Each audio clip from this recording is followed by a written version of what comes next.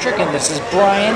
Together we just got played. We're at the Cloak and Blaster, and tonight we had the great chance to play a game called Beneath Nexus. Join us for Beneath Nexus.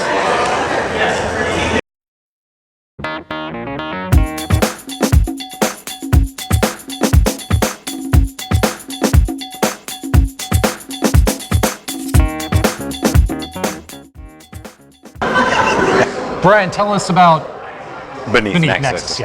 Sure. Beneath Nexus is a 4 to 6 player dungeon delve card. It's got a fantasy theme to it, and it takes place as it's sort of set up. One player assumes the role of the Blight Lord and his minions, and the other 3 to 5 players assume the role of various heroes that are in search of the spoils of the treasures of the metropolis of Nexus, or the dungeons below it, Beneath Nexus. Beneath Nexus. Sure. So basically, it's got an asymmetric system kind of set up to it, where it's a co-op for all of the heroes, and it's the Blight Lord and his minions. The game takes place over 2 encounters, and then a final round where the Blight Lord gets to flip his card, and he gets even more abilities than he currently has. But during each of the encounters, you turn over an encounter card, and that says, okay, you're going to flip over X amount of monsters, and then there's a couple of extra special abilities, like there might have more monsters that come out every turn of the Blight Lord or something like that. Generally, the Blight Lord is going to get 1 monster per player that's playing in addition, or the monsters are kind of like his minions, and they all have special abilities or actions that the Blight Lord can activate, and they're going to maybe do damage or force one of the players to discard cards or something like that. But anytime you activate, the Blight Lord spends one of his action points to activate a monster's ability, the players get to decide amongst themselves who's going to take that hit. But if the Blight Lord uses his actions to activate the abilities on his card, then he gets to choose which of the heroes he's going to hit with that ability. The Blight Lord also has a number of spells from a basic spell deck plus his special spells, and I think there's 5 or 6 different Blight Lords to choose from at the beginning of the game. They all have a unique combination of spells and abilities, and of course their flip side when they go into boss mode at the end. The abilities are quite varied, so there's definitely a lot of replayability in that aspect. With that, I guess it's a co-op win if the heroes win, and if it's otherwise the Blight Lord wins. So there's sort of that dichotomy.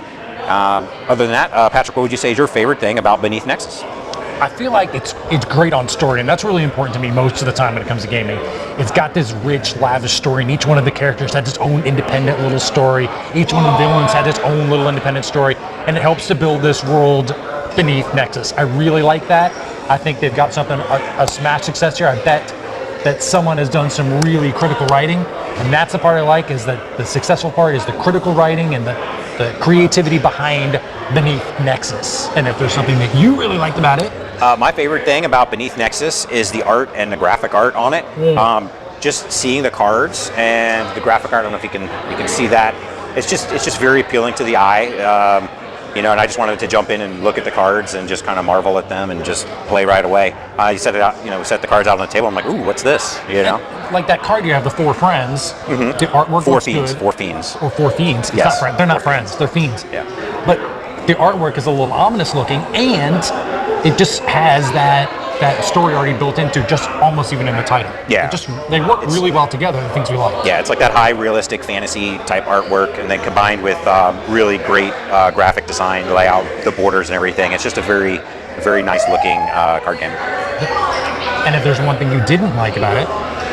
The thing I would say I like least about Beneath Nexus, I guess some of it could be sometimes grinding, and in that, because some of the players have healing abilities, and so they'll start healing 1 point of damage per turn, but then I might, as the Blight Lord, I played him, I was able to deal only one damage or 2 damage per turn, but then it would just turn around and get healed. So then I was relying on, having to rely on the luck of the draw in getting a certain spell that would, change the change the rate of damage versus the, hopefully he wouldn't get something that would then heal even more per turn. So that's the thing that I like least, is that sometimes it's too neck and neck or too back and forth. But what would you say is the thing that you like the least about Beneath Nexus? I'm going to say you've got a game that's got all this flavor and all this texture, and you've got this great art, and that kind of feeds into the flavor and the texture. It does get a little grinding and slow, so it's got that there's no sweeping to it. It's just kind of a little bit here, a little bit there, a little bit here, back and forth.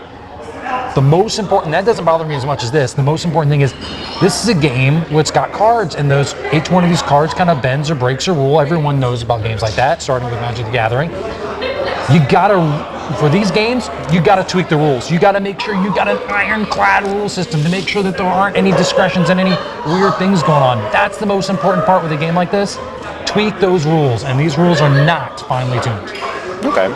I would say they're not too unfinely tuned though. There was a couple of cards as far as like timing goes, and if it's persistent, does it last past the encounter or something like that. But I think they could probably take care of that easily with like a frequently asked questions or something. And the other cards that you get extra, the bad guy gets extra actions. Do you get it just for that turn, or you just get it for the rest of the game? Or it just seems like there's a lot for me. So we'll agree to disagree. I say fix those rules, brother. You got a beautiful game, and it's very immersive, but fix those rules.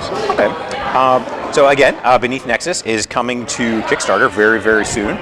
So make sure you jump over to Kickstarter and pledge for your copy. I'm Patrick. This is Brian. We're at the Cloak and Blaster.